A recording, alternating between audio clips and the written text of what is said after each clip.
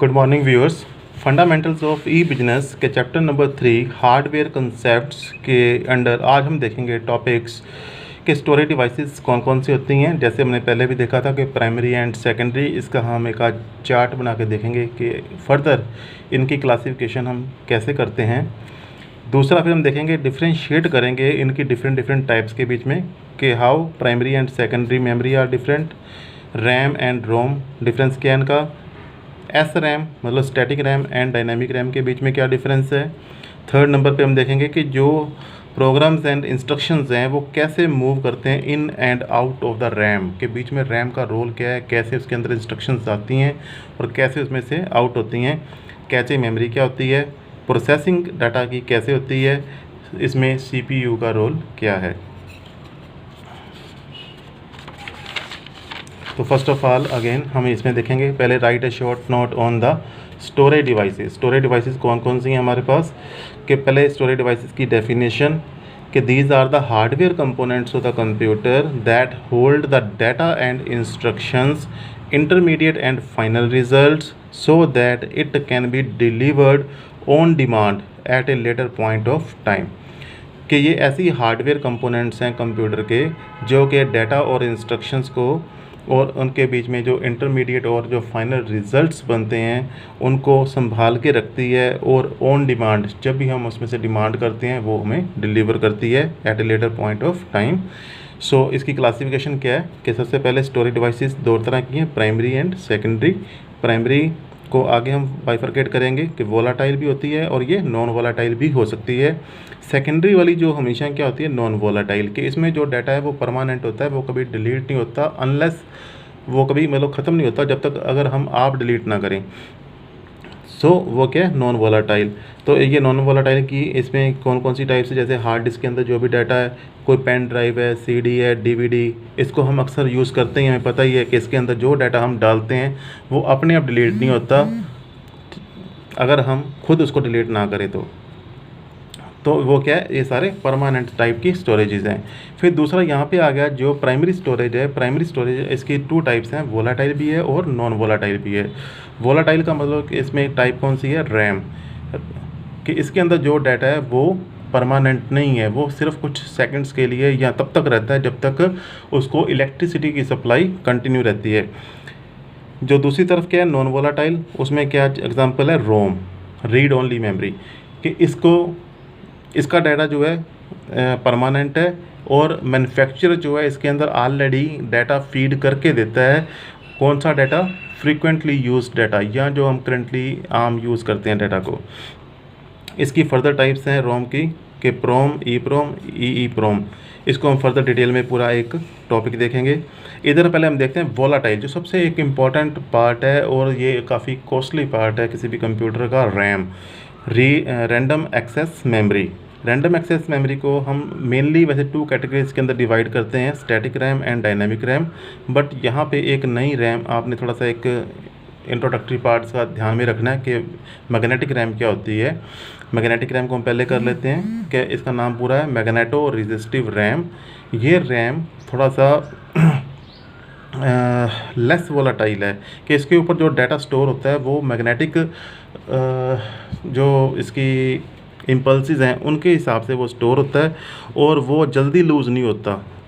RAM के मुकाबले थोड़ी देर इसके अंदर पड़ा रहता है, उसके बाद फिर वो लूज़ हो जाता है। ठीक है, तो इसके अंदर डाटा क्वांटिटी के अंदर भी थोड़ा सा ज़्यादा स्टोर होता है। अब दूसरी बात करते हैं हम static RAM and dynamic RAM की। तो फुल फॉर्म आपका हो ही गया, स्टैटिक रैम और डायनामिक रैम। स्टैटिक रैम के अंदर जो डाटा तब तक एग्जिस्ट करेगा जब तक इलेक्ट्रिसिटी पावर इसको मिलती रहेगी, इसको कंटिन्यू मिलती रहेगी।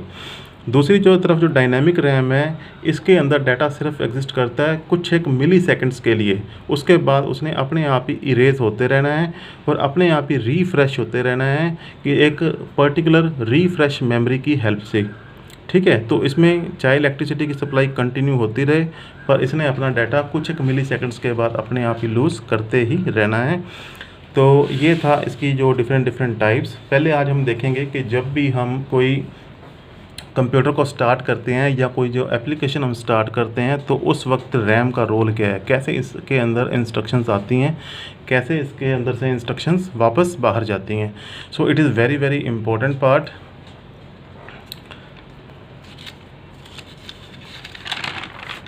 तो फर्स्ट ऑफ ऑल ये टॉपिक यहाँ पे देखो इसको आप पहले कि how the program and instructions move in and out of the RAM. ठीक है, तो इसमें एक पहले हम चार्ट देखेंगे।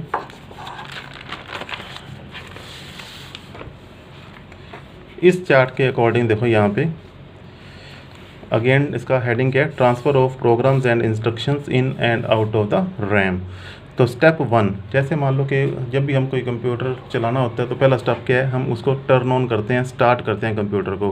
कि पहला स्टेप क्या था, टर्न ऑन कंप्यूटर। तो उस वक्त क्या आएगा, रैम का रोल कैसे स्टार्ट होएगा कि रैम ने सबसे पहले क्या है, इंस्ट्रक्शंस लेनी है, कहाँ से, हार्ड डिस्क से। या आजकल स्टार्ट करने की जो इंस्ट्रक्शंस हैं उसने मैन्युफैक्चरर ने ऑलरेडी रोम के अंदर डाल के दी हुई हैं हमें।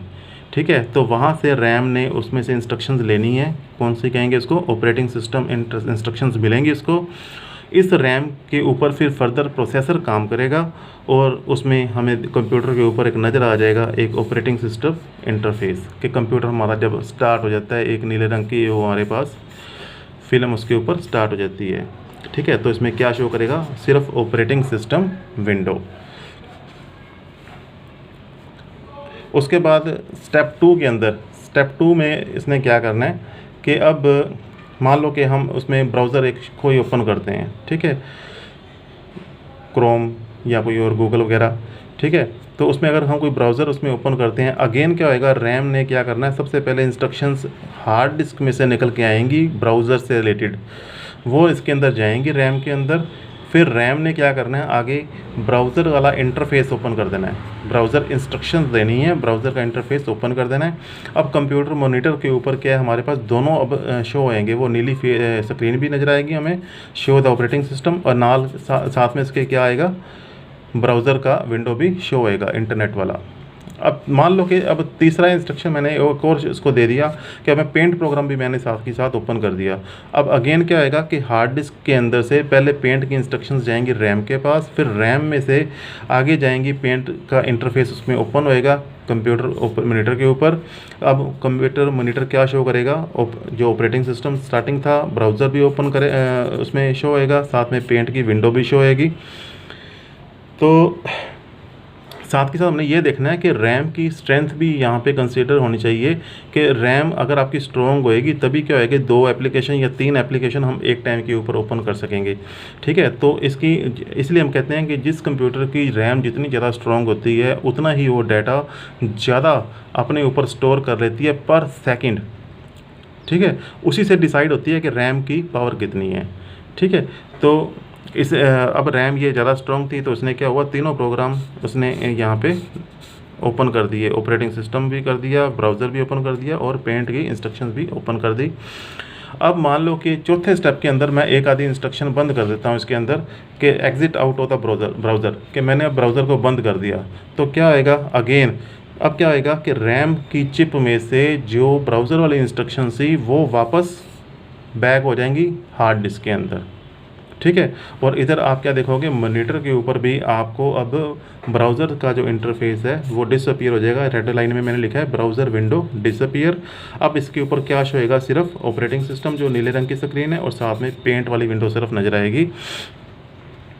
ठीक है, और रैम के ऊपर भी क्या आएगा, ब्राउज़र की इंस्ट्रक्शंस निकल गई बाहर, बाकी इसके ऊपर कौन सी रहेगी, सिर्फ ऑपरेटिंग सिस्टम और पेंट की इंस्ट्रक्शंस। तो यहाँ पे एक पॉइंट बहुत इंपॉर्टेंट है कि रैम कितनी इंस्ट्रक्शंस पर सेकंड अपने ऊपर स्टोर कर लेता है, उससे रैम की जो है स्पीड का पता लगता है। तो यहाँ पे एक शॉर्ट में देखो यहाँ पे कि more is the data held by RAM per second, faster will be the speed. ठीक है, और साथ में ये भी हमने ध्यान रखना है कि जब हमने ये कोई भी एक स्टेप किया था कि जैसे ब्राउज़र ओपन किया है, ब्राउज़र का इंटरफेस यहाँ पे ओपन हो गया, तो इस वक्त यहाँ पे रैम में से इंस्ट्रक्शन लेके ये काम कौन करवा रहा है, ये वाला स्टेप प्रोसेसर। इसको हम थोड़ा सा और पिक्चर फॉर्म में देखते हैं। यहाँ पे लुक हियर, ये देखो यहाँ पे हार्ड डिस्क में से सबसे पहले इंस्ट्रक्शंस गई इस रैम के ऊपर। साथ ही साथ इसको आप देख लो कि जो हमारी हार्ड डिस्क है उसकी शेप कैसी होती है, हमारी रैम इस तरह की होती है, और ये हमारा मॉनिटर। तो सबसे पहले क्या हुआ कि यहाँ पे जब कंप्यूटर को हमने ऑन किया तब इंस्ट्रक्शंस गई, यहाँ पे एक नीली स्क्रीन आ गई। फिर यहाँ पे ब्राउज़र ओपन किया तो इसके ऊपर इंस्ट्रक्शन ब्राउज़र की भी आ गई, और आगे उसके बाद प्रोसेसर ने स्टार्ट करवा दिया। यहाँ पे देखो ब्राउज़र ओपन हो गया, तो यहाँ पे क्या एक इंटरनेट वाला याहू की स्क्रीन ओपन हो गई। तीसरे स्टेप पे हमने क्या किया, इसके अंदर पेंट की इंस्ट्रक्शन भी दे दी, और यहाँ पे क्या हुआ देखो आप ध्यान से, पेंट की विंडो भी यहाँ पे ओपन हो गई। ठीक है, तो यहाँ पे ये क्या चीज़ है, पेंट वाली विंडो है। ये पेंट की विंडो हो गई, ये ब्राउज़र हो गया, ये पीछे नीली स्क्रीन होगी इसकी।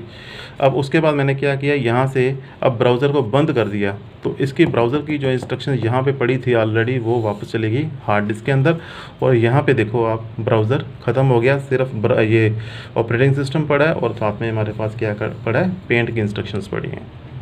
तो इस तरह से आपने याद रखना है कि रैम का वर्क होता है। रैम के ऊपर सिर्फ डाटा टेम्परेरीली स्टोर हुआ था, वापस वो बाद में कहाँ चला गया, हार्ड डिस्क के अंदर। और अगर मान लो कि लाइट चली जाती तब भी क्या होता, डाटा ये सारा के सारा यहाँ से शिफ्ट होके वापस चला जाता हार्ड डिस्क के अंदर। इसके ऊपर डाटा कंटिन्यू एग्जिस्ट नहीं रहता, इसलिए इसको हम कहते हैं volatile memory.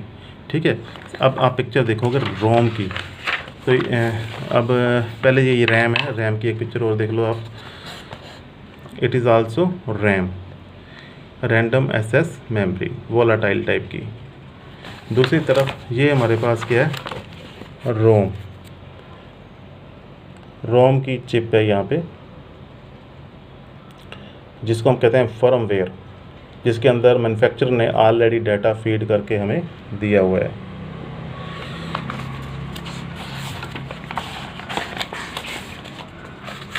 So it is the transfer of program and instructions in and out of the computer। यहाँ पे मैंने बताया था प्रोसेसर यहाँ पे वर्क करता है। प्रोसेसर की पिक्चर भी अब आपको मैं दिखाता हूँ।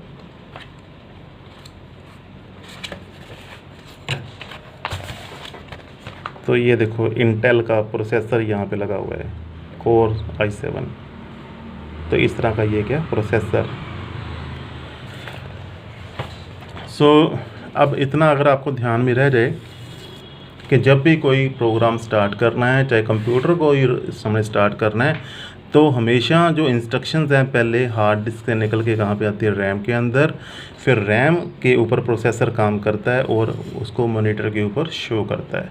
अगर हम किसी इंस्ट्रक्शन को बंद करते हैं तब क्या होता है, इंस्ट्रक्शंस यहाँ से वापस बाहर चली जाती हैं और इसके ऊपर वो स्टे नहीं करती। दैट इज़ वाई रैम को हम कहते हैं ये क्या, वोलाटाइल मेमोरी।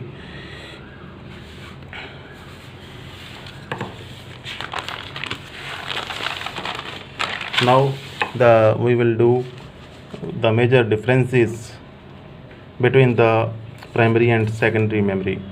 प्राइमरी मेमोरी और सेकेंडरी मेमोरी पहले अपने माइंड के अंदर थोड़ा क्लियर करो। प्राइमरी जो एक परमानेंट प्राइमरी जो है जिसके अंदर वोलाटाइल और नॉन वोलाटाइल रैम एंड रोम दोनों आ गई थी। ठीक है, तो ये कॉस्टली भी होएगी और इसको हम मेन मेमोरी भी कहते हैं। ठीक है, तो लुक एट डिफरेंस कि इसको आल्सो कॉल्ड मेन मेमोरी, इसको हम कहते हैं backup memory. Include both volatile and non volatile, that is RAM and ROM. इसके अंदर सिर्फ क्या होती है, नॉन वोलाटाइल परमानेंट नेचर, जैसे हार्ड डिस्क होगी, सीडी, डीवीडी, जिसको हम डिलीट करेंगे तो ख़त्म होएगी, अदरवाइज़ वो कई सालों तक पड़ी रहेगी बीच में ही। ऑलवेज लोकेटेड इंटरनली, ये मेरे कंप्यूटर के CPU के अंदर इंस्टॉल होती है हमेशा। इसका सिर्फ जो हार्ड डिस्क है वो सिर्फ अंदर होती है और बाकी जो सारे पार्ट्स हैं इसके एक्सटर्नल हैं। होल्ड करती है सिर्फ करंटली यूज्ड डाटा।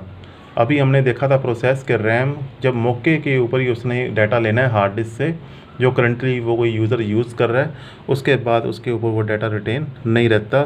इसके अंदर डाटा जो है हर तरह का, चाहे वो इनपुट है, चाहे आउटपुट है, इंस्ट्रक्शंस हैं, चाहे वो प्रोसेस्ड हुआ डाटा है जो सारा इसके अंदर रिटेन रहेगा। ये कॉस्टलियर होएगी, ये इतनी ज़्यादा कॉस्टली नहीं है। ये इसके अंदर डाटा की जो लिमिट है वो कितनी है, 16 GB से लेकर 32 GB तक अक्सर होती है। इसके अंदर जो डाटा बहुत ज़्यादा आ सकता है 200 GB से लेके टेराबाइट्स तक। और इसके अंदर क्या है कि इसको जो डाटा है ये प्रोसेस कौन करेगा, डाटा बस। इसके अंदर डाटा जो एक्सेस करेगा इनपुट आउटपुट डिवाइसेस। सो एक सिंपल फॉर्म के अंदर मैंने इसको लिखने की कोशिश की है। So you will read and right. Next इसके अंदर अब हमारे पास आ गया डिफरेंशिएट रैम एंड रोम। अब ये दोनों किसकी टाइप्स हैं, प्राइमरी की। ये जो पार्ट मैंने यहाँ पे किया था, इस प्राइमरी की फर्दर 2 टाइप्स है, रैम एंड रोम। तो अब थोड़ा सा पहले अपने अब थोड़ा दिमाग के अंदर फ्रेश करो कि रोम वो थी जो कि मैन्युफैक्चरर ने ऑलरेडी उसके अंदर कुछ फ्रीक्वेंटली यूज्ड डाटा उसके अंदर डाल के दिया हुआ है, इसलिए जिसको हमने फर्मवेयर कहा था, ये ज़्यादा कॉस्टली नहीं होएगी। इसका नाम क्या है, रीड ओनली मेमोरी। और यहाँ पे ये क्या है, रैंडम एक्सेस मेमोरी। ये ज़्यादा कॉस्टली है, ये लेस कॉस्टली है, ये साइज़ में भी बड़ी है, ये साइज़ में छोटी है। अभी आपको पिक्चर्स दिखाई थी, ये काफ़ी लंबी सी ऐसी शेप की थी, ये छोटी सी चिप थी। आगे लार्ज, इसकी अगर साइज़ में बड़ी है, लार्ज में कैपेसिटी भी इसकी क्या है ज़्यादा, इसकी स्मॉल कैपेसिटी है। ये पावर भी ज़्यादा कंज्यूम करती है, इसकी पावर भी लेस कंज्यूम करती है। ये यूज़ होती है फॉर रीड एंड राइट, ठीक है। इसने यूज़ होना है सिर्फ रीड करने के लिए, क्यों नाम इसका क्या है, रीड ओनली मेमोरी, तो सिर्फ रीड करने के लिए, क्योंकि मैन्युफैक्चरर ने ऑलरेडी इसको लिख के दिया हुआ है। अब प्रोसेसर ने सिर्फ इसको रीड करना है, इसके ऊपर हम नई इंस्ट्रक्शंस राइट नहीं कर सकते, ये फिक्स है, ठीक है। वोलाटाइल नेचर है, ये नॉन वोलाटाइल है। ये डाटा स्टोर्ड होता है ड्यूरिंग द प्रोसेसिंग, इसके अंदर प्री इंस्टॉल डाटा होता है बाय मैन्युफैक्चरर, इसी के कारण इसको हम कहते हैं फर्मवेयर, ठीक है। फिर याद करो, अभी हमने पिछले टॉपिक में किया था कि रैम के ऊपर डाटा मौके पे ही आता है हार्ड डिस्क में से निकल कर, ठीक है। हार्ड डिस्क में से आता है तो क्या है, data stored during the processing, सिर्फ प्रोसेसिंग के टाइम इसके ऊपर डाटा स्टोर रहता है, इसके अंदर परमानेंटली स्टोर रहता है। इसकी टाइप्स कौन कौन सी हैं आगे, इसको स्टैटिक रैम भी होती है और एक डायनेमिक रैम भी है, ठीक है। इसकी आगे टाइप्स क्या होती हैं, PROM, EPROM. So these are the major differences between the RAM and ROM. Next अब हम देखते हैं इसके अंदर कि जो रैम जो है रैंडम एक्सेस मेमोरी, उसकी फर्दर जो 2 टाइप्स हैं, static RAM and dynamic RAM. तो पहले थोड़ा सा एक रफ याद करो कि हमने जब इसका क्लासिफिकेशन वाला चार्ट देखा था, उसमें बताया था कि स्टैटिक रैम तब तक रहती है जब तक उसको पावर सप्लाई मिलती रहती है, इलेक्ट्रिसिटी की सप्लाई कंटिन्यू रहती है। डायनामिक रैम जो है कुछ एक मिली सेकेंड्स के लिए रहती है, उसके बाद ऑटोमेटिकली ये ख़त्म हो जाती है और अपने आप को रिफ़्रेश करती रहती है यूजिंग ए रिफ़्रेश मेमोरी। तो लुक एयर, स्टैटिक, इसका पूरा नाम static random access memory, dynamic random access memory. Hold data till power supply is on, hold data only for milliseconds and then refresh using refresh memory. Very fast and efficient, ये quite fast होती है पर static RAM के मुकाबले कम है, और ये costly होती है, ये कम कॉस्टली है, और ये बहुत ज़्यादा फास्ट होने के कारण also act as cache memory, या जिसको हम कैशे मेमोरी भी कहते हैं, not act as cache memory. So these are the differences 3 types के, जिससे आपको ये टॉपिक थोड़ा सा ज़्यादा क्लियर हो गया होगा। अब हम देखते हैं इसके अंदर कि कैशे मेमोरी क्या होती है। अभी हमने देखा है कि जो स्टैटिक रैम थी वो ही आगे काम करती है कैशे मेमोरी का, ठीक है। अब कैशे मेमोरी ने काम कैसे करना है,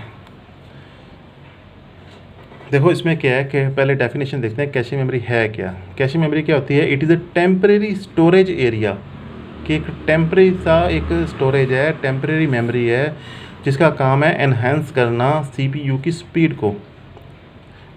कैसे, because as it is stores frequently या currently used data and instructions, ठीक है। तो क्योंकि उसने frequently use data and instructions वो अपने ऊपर स्टोर कर लेती है, और उसमें से प्रोसेसर उसको लेके आगे मॉनिटर के ऊपर शो कर देता है। अब हम देखते हैं इसके अंदर कि जो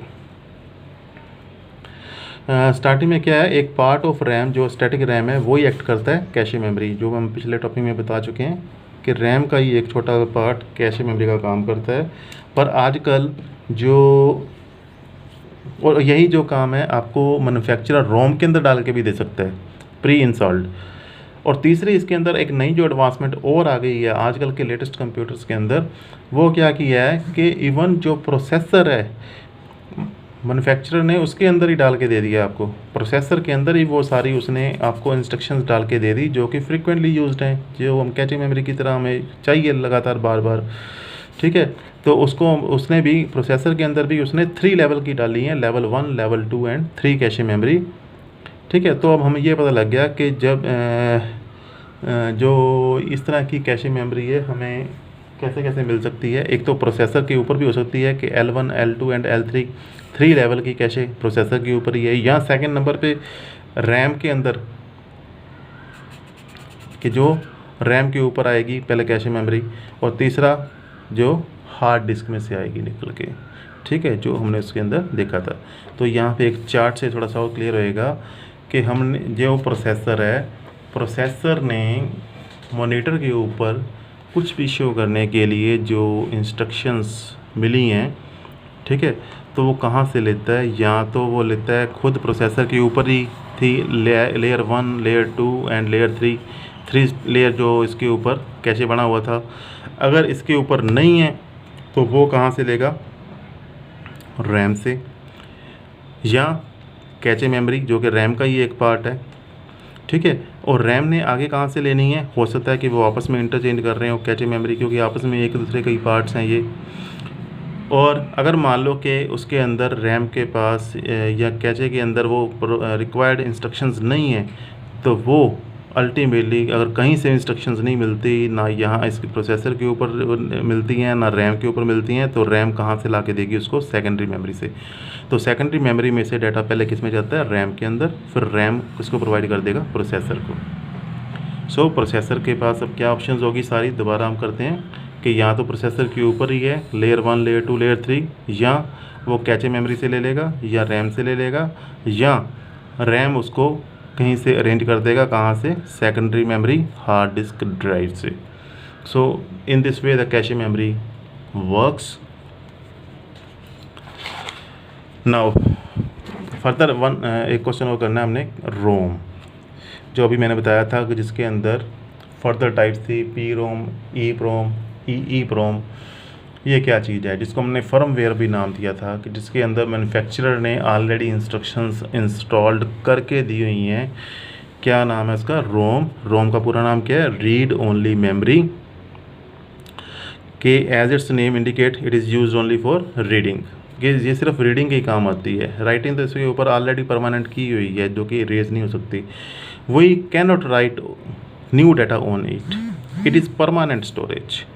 Program and data is pre-installed by manufacturer of the ROM, so it is also called firmware। कि इसके ऊपर जो रोम बनाने वाली जो फैक्ट्री है, जो मैन्युफैक्चरर है उसने उसके ऊपर ही ऑलरेडी डाटा इंस्टॉल करके दिया हुआ है। उसको पता है कि कौन कौन सा डाटा फ्रीक्वेंटली यूज़ होता है। ठीक है, इसमें फर्दर आ गया, जनरली फ्रीक्वेंटली यूज डाटा इसके ऊपर रिटर्न होता है। अब इसकी फर्दर क्या है, धीरे धीरे एडवांसमेंट्स और आ गई हुई हैं कि मान लो कि कोई एक यूज़र आता है ऐसा, जैसे मैं चाहता हूँ कि मैं कहता हूँ कि मेरे को आपकी जो इंस्ट्रक्शंस डाली हुई हैं उस तरह की रिक्वायरमेंट मेरे पास नहीं है, मेरे को नहीं चाहिए, तो मैन्युफैक्चरर मेरे को ब्लैंक दे देता है, बिल्कुल फ्लैश, कि आप अपने अकॉर्डिंग इसके अंदर इंस्ट्रक्शंस डाल कर देना। बस जब एक बार मैं उसके अंदर इंस्ट्रक्शंस डाल दूंगा वो परमानेंट हो जाएंगी, वो वोलाटाइल नहीं है। फिर उसके बाद क्या है, नॉन वोलाटाइल, परमानेंट। वो क्या है, उसका नाम क्या हो जाएगा, पी रोम। पी रोम ये वही टाइप है जो मेरे को ब्लैंक में ले आया, उसके अंदर इंस्ट्रक्शंस मैंने अपने आप डाल दी, तो उसका नाम क्या है, programmable ROM. Here the manufacturer does not write data, he supply it blank to user. User can write data and program according to his requirements, but once user write the data और program he can not change it because it becomes permanent. अब मान लो कि मेरे को further advancement और चाहिए, कि मैं चाहता हूँ कि मेरे से प्रोग्राम गलत लिखा गया, अब मैं उसको इरेज करके दोबारा फिर लिखना चाहता हूँ, तो अब मेरे पास एक नई एडवांसमेंट आ गई, ई प्रोम, जिसके अंदर मैं डाटा उसको इरेज कर दूंगा यूवी रेज की हेल्प से। ठीक है, तो उस तरह की जो प्रोम है उसको हम कहते हैं erasable programmable ROM. It is the further advancement of the PROM in which data या प्रोग्राम जो है once written can be erased using the UV rays, and again new data and programs can be written, however it takes time to erase, कि इसमें कुछ time लगता है पर, ठीक है, इरेज करने के लिए। उसके बाद फर्दर और एडवांसमेंट आ गई ई प्रोम, जिसके अंदर हम इलेक्ट्रिकली इरेज उसको डाटा को कर सकते हैं और बड़ा फास्ट है और बहुत जल्दी उसमें से डाटा इरेज हो जाता है और उसके अंदर हम जल्दी ही नया प्रोग्राम और लिख सकते हैं। तो इसका पूरा नाम क्या है? Electrically erasable programmable ROM. Here the data और program written can be erased using electricity instead of UV rays. By electricity data और program can be erased in few minutes only, so it is faster to erase than the EEPROM, so it is more better. एक last छोटा सा topic है, इसके साथ में हम कर लेते हैं आज, कि हमने एक सिंपल से जो एक छोटी क्लासेस के अंदर भी हम पढ़ते हैं कि जब भी कोई डाटा हम अंदर डालते हैं कंप्यूटर के अंदर तो कैसे उसके ऊपर ऐसे कैलकुलेशंस होती हैं, कैसे डाटा उसके ऊपर अंदर जाके स्टोर होता है। तो छोटा सा क्वेश्चन है, right short note on the processing of data. तो सबसे पहले हम क्या करते हैं, इनपुट डाटा हमको ट्रांसफ़र करते हैं, वो कहाँ पे चला जाएगा? पहले मेन स्टोरेज के अंदर। अब डाटा जो है जो मेन स्टोरेज के अंदर गया है वो ट्रांसफ़र होएगा कहाँ पे? ALU, arithmetic logical unit. पहले इसकी स्ट्रक्चर देखो, ये इनपुट, ये बीच में हमारा CPU पड़ा है और ये आउटपुट हमारा मॉनिटर, इसको समझ लो। पहले हमने इनपुट कीबोर्ड के थ्रू इसमें अंदर दी या माउस के थ्रू हमने इंस्ट्रक्शंस दी, तो वो जो सारी डाटा अंदर गया है, अब वो उसकी जो मेमोरी जो यूनिट के अंदर से जो डाटा गया उसमें, अब वो डाटा किस में जाएगा? ALU। किसके रास्ते जाएगा? कंट्रोल यूनिट में से होके। कंट्रोल यूनिट का काम क्या होता है कि जो भी डाटा और इंस्ट्रक्शंस वगैरह हैं उसको अपने कंट्रोल एंड कोऑर्डिनेशंस के थ्रू ALU को भेजती है वो, और साथ में पूरा कंट्रोल एंड कोऑर्डिनेशन करती है इनपुट डिवाइसेस का और आउटपुट डिवाइसेस का भी। अब इसकी निगरानी के अंदर जो ALU में डाटा चला गया, पहले इनपुट से गया मेमोरी में, मेमोरी से चला गया ALU में। अब ALU के अंदर जाके यहाँ पे जो सारी उसकी प्रोसेसिंग होनी है, उसमें क्या काम होना है, चाहे वो अरिथमेटिकल काम है, लॉजिकल है या कंपैरिजन है। तो 3 तरह की इसमें ये वर्किंग्स होनी है। अरिथमेटिकल के अंदर जैसे मान लो कोई एडिशन, सब्ट्रैक्शन, डिवीज़न या मल्टीप्लिकेशन एक्स्ट्रा हो गई, और यहाँ लॉजिकल के अंदर हम देखते हैं कि इसमें जैसे कईयों में लिखा होता है कि दिस एंड दिस, कईयों में लिखता है दिस और दिस, या कईयों में लिखा होता है कि नॉट दिस। तो इस तरह की किस तरह की हमने लॉजिकल डिसीजन लेना है वो सारा ALU लेता है। फिर उसके बाद कंपैरिजन कि कौन सी चीज़ ग्रेटर है या शॉर्टर है या इक्वल है, तो ये सारी चीज़ें कंपैरिजन में भी वो चेक करता है। ALU ऐसा इतना वर्किंग्स करता है कैसे है कि उसके ऊपर अंदर बहुत सारे एडर, एक्यूमुलेटर्स, शिफ्टर्स, काउंटर्स, कॉम्प्लीमेंटर्स या जनरल पर्पस रजिस्टर्स लगे होते हैं, जिनकी हेल्प से ये ALU सारी तरह की एक्टिविटीज़ परफॉर्म करता है। अब हम देखते हैं इसके बाद CU कंट्रोल यूनिट। तो मैंने पहले बता ही दिया कि ये कंट्रोल यूनिट का काम है कंट्रोल एंड कोऑर्डिनेशन करना components of CPU and input output devices. It decodes the instructions given to the ALU। Last हमारे पास आ गया मेमोरी यूनिट। मेमोरी यूनिट ने क्या करना है कि इसके अंदर रैम होती है जो कि सारा डाटा प्रोसेस करती है, उसको स्टोर करती है, इंस्ट्रक्शन एंड इंटरमीडिएट रिजल्ट्स को लेती है, फ्रीक्वेंटली यूज डाटा को भी इसके अंदर स्टोर करती है, ठीक है। और इस तरह सारी उसकी वर्किंग। उम्मीद करते हैं कि आपको ये लेसन पता लग गया होगा, सारा डिफरेंस को आपने भी ध्यान से देखना है। Okay students, thank you.